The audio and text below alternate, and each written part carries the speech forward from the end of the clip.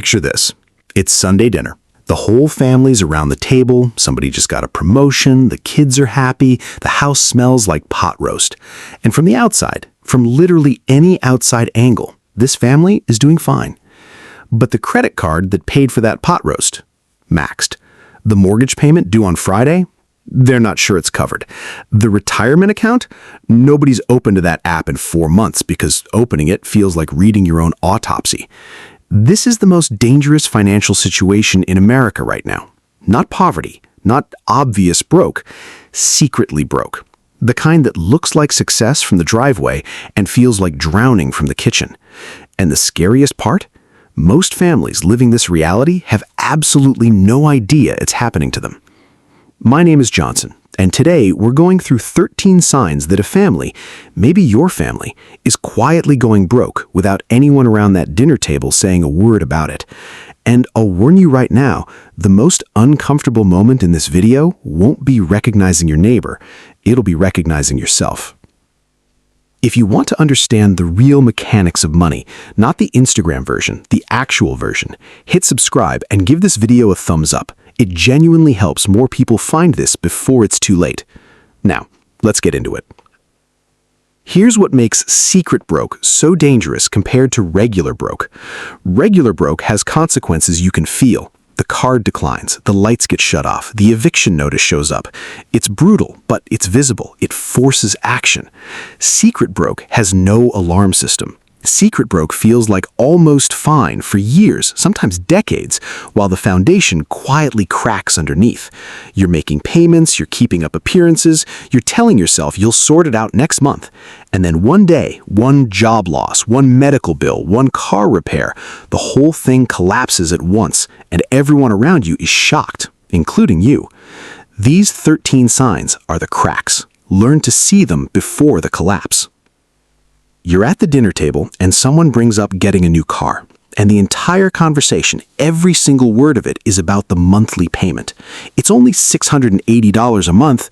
Nobody asks what the car actually costs. Nobody mentions the interest rate. Nobody calculates what $680 a month for 72 months actually means in total dollars leaving the household. Here's that math, since nobody at that table did it.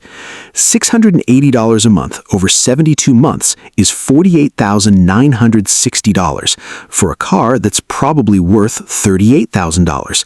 That's $10,000 paid purely in interest to drive a depreciating asset that loses roughly 20% of its value the moment it leaves the lot. But the family didn't buy a car. They bought a monthly payment. And that distinction between total cost thinking and monthly payment thinking is one of the clearest early signs of a family drifting toward financial trouble. Wealthy families think in total cost and opportunity cost. Secretly broke families think in monthly payments, and the entire consumer finance industry is built to keep it that way.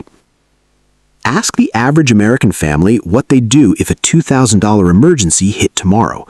According to Federal Reserve data, 37% of Americans couldn't cover a $400 emergency from savings alone. But here's the version that doesn't make the headlines. A huge portion of families who could technically cover it would do it by reaching for a credit card. Not savings, not cash, debt.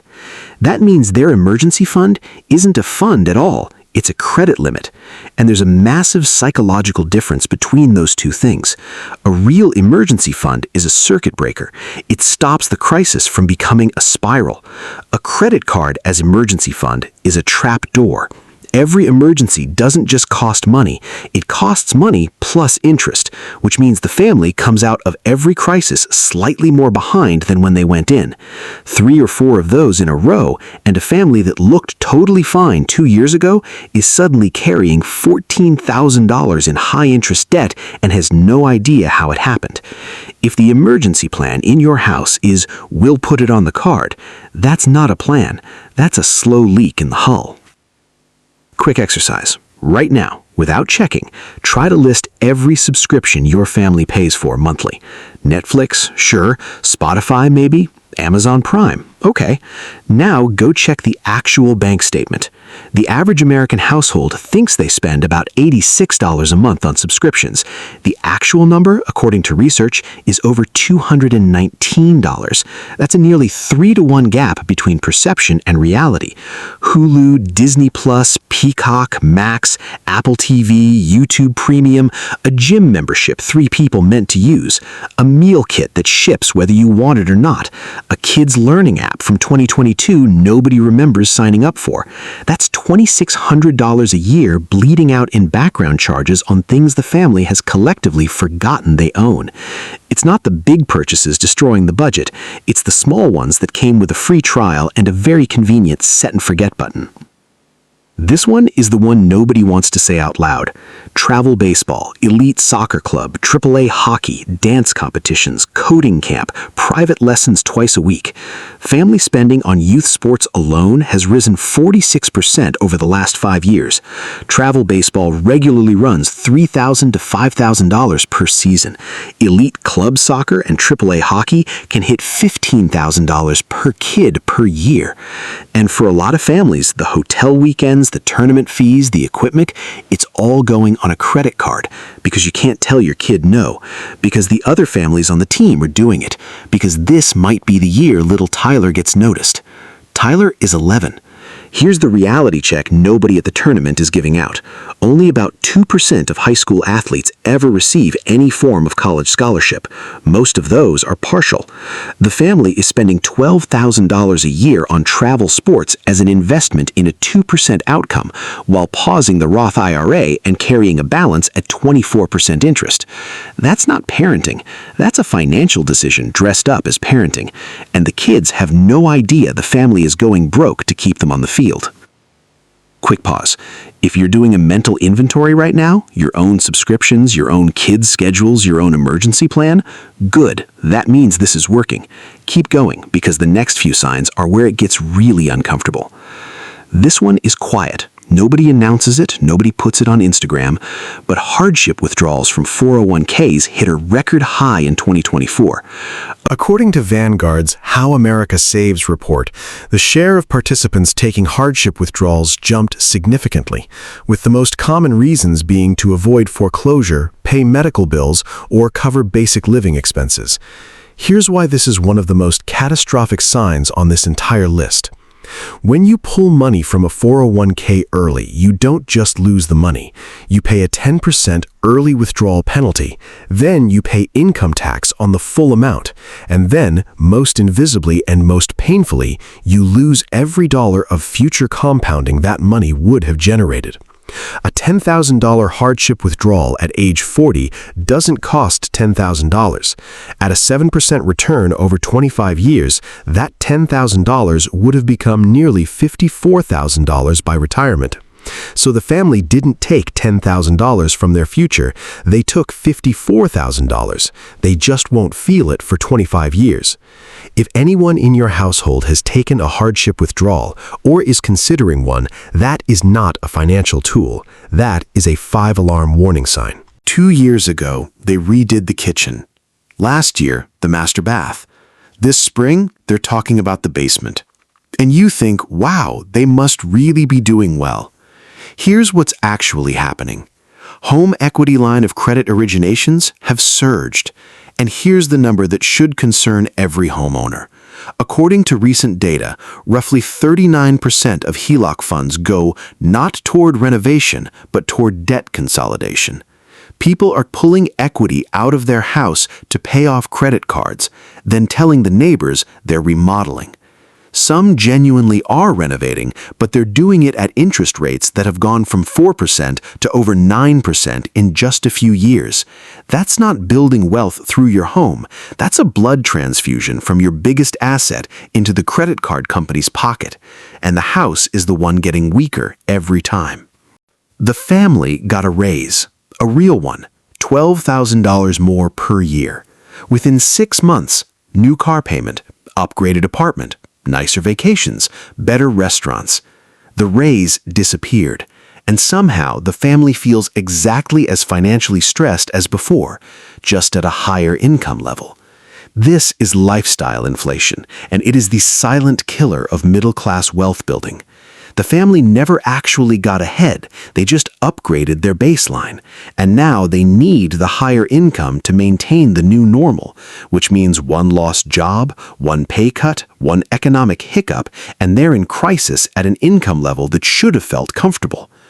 The families quietly building wealth do something almost nobody talks about.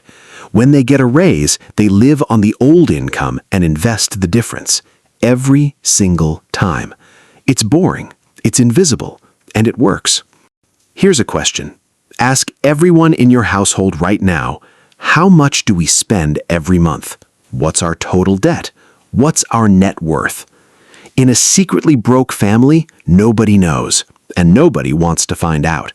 The avoidance is the sign. Because healthy financial families, even ones that aren't wealthy, have these numbers somewhere. A spreadsheet, a budgeting app, a rough mental accounting that's close enough to be useful. Secretly broke families operate on vibes. They know roughly what comes in, they have no idea what goes out, and the gap between those two things is where the slow financial bleed lives. If the idea of sitting down and adding up every debt, every subscription, every payment feels genuinely terrifying, that fear is information. It's telling you the number is worse than you're allowing yourself to believe. The DoorDash notification comes in. Someone orders. Nobody thinks about it. 3 days later, someone else orders. A weekend pizza, a Monday night that nobody felt like cooking.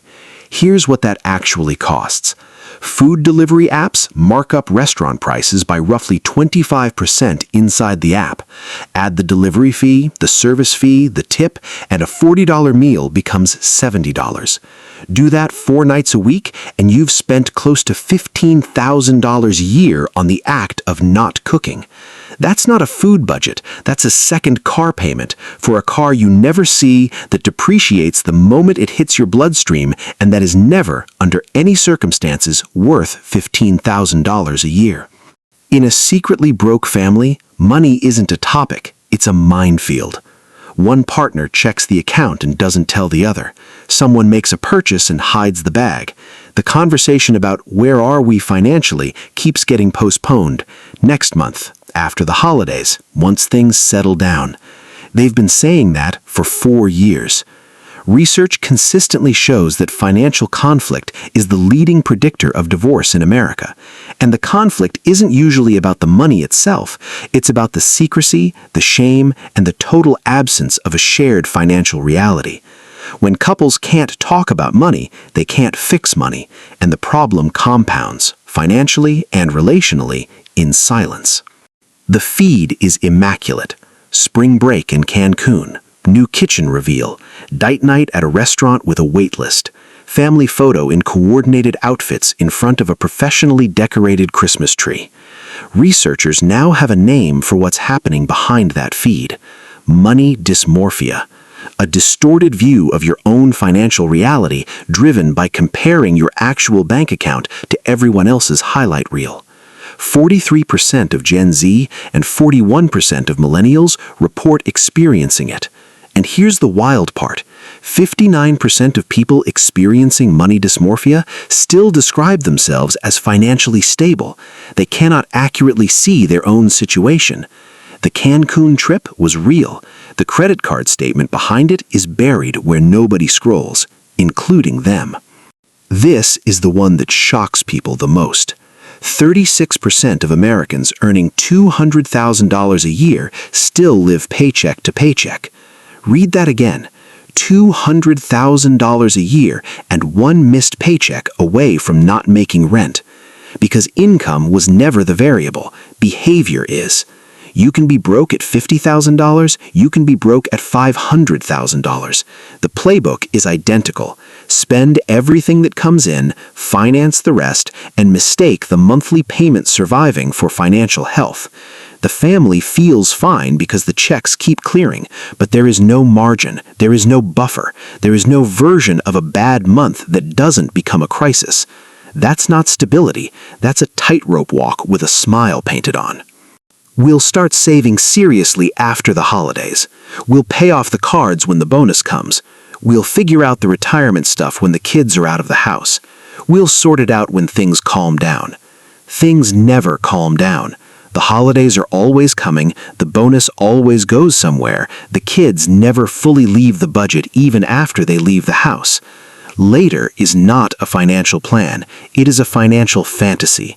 And the family that keeps choosing later is not making a neutral decision. They're actively choosing to fall further behind every month. They're just not labeling it that way. Here's the math on later. A family that starts investing $500 a month at age 35 instead of 25 doesn't just lose 10 years of contributions. At a 7% return, they lose roughly $250,000 in final portfolio value. A decade of later has a price tag, and it is enormous. Now here's what this video is actually about, because it was never about judging your neighbor, or your family, or yourself. Every single sign we just covered was sold to your family as normal, as what people do, as the standard American life.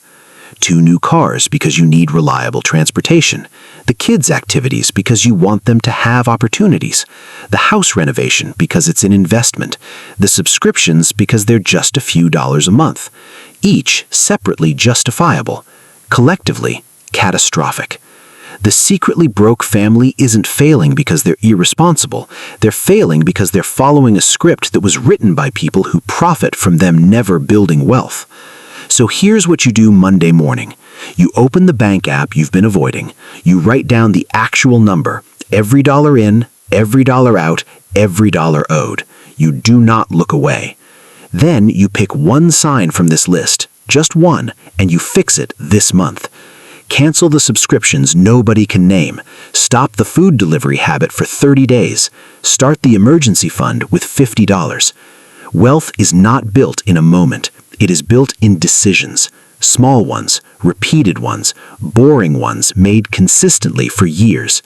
The family that does that doesn't end up secretly broke. They end up quietly wealthy. And that is a much better Sunday dinner. If this video made you see something differently, whether it was about your neighbor or yourself, hit that like button. It takes 2 seconds and it helps this reach someone who needs it tonight. And if you want to know exactly what to do with your money once you stop the bleeding, the video on screen right now is exactly where to go next. See you there.